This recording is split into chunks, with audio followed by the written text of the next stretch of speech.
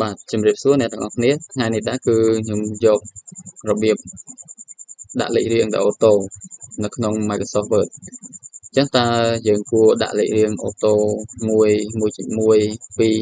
អញ្ចឹងទៅអាហ្នឹងដាក់មិនទៅហើយរបៀបប្រើប្រាស់វាធ្វើមិនអញ្ចឹងមើលវីដេអូនេះទាំងអស់គ្នាមានដំបូងខ្ញុំលុបវាចោលសិនដើម្បីបញ្ចូលអ្នកទាំងអស់គ្នាយើងត្រូវប្រើលើកន្លែងនេះអញ្ចឹងយើងរើសប្រមាណឬក៏ style បែបណាក៏បានដែរឥឡូវខ្ញុំយក style ដូចមិញអញ្ចឹង style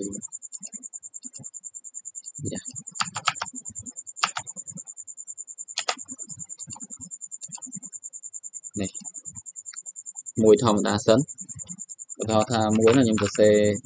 ចំណងជើងវាហើយ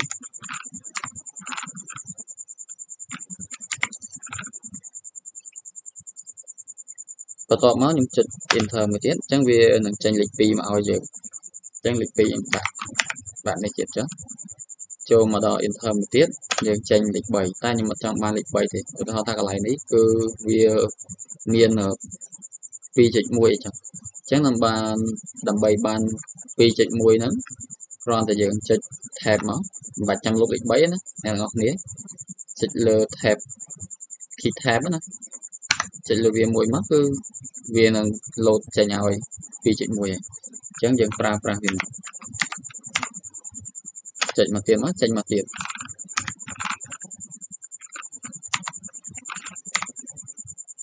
ចុចមកទៀតវាចេញមកទៀតហើយដល់ថានៅខាងក្រោមនេះអត់ចង់បាន 2.4 អីទៀតទេចង់បាន3វិញអញ្ចឹងអ្នកទាំងអស់គ្នាអាចលុបវាចោលក៏បានលុបវាចោលហើយខិត cursor ហ្នឹងនេះមួយលោតផ្លាស់ៗនេះគេហៅថា cursor អញ្ចឹងយើងដាក់ឲ្យវាលោតមកកន្លែងជួរខាងដើមវិញមកហើយយើងអាចរើស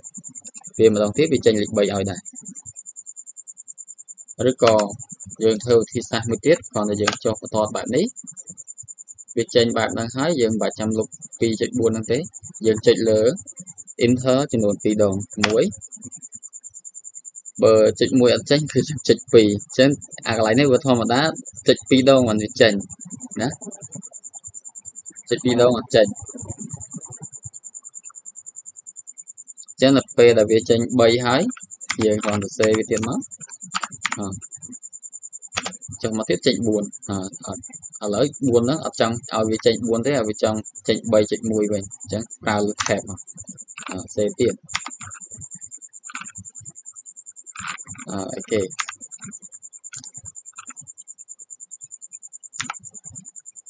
ចុះមកទៀតមកសេវទៀតមក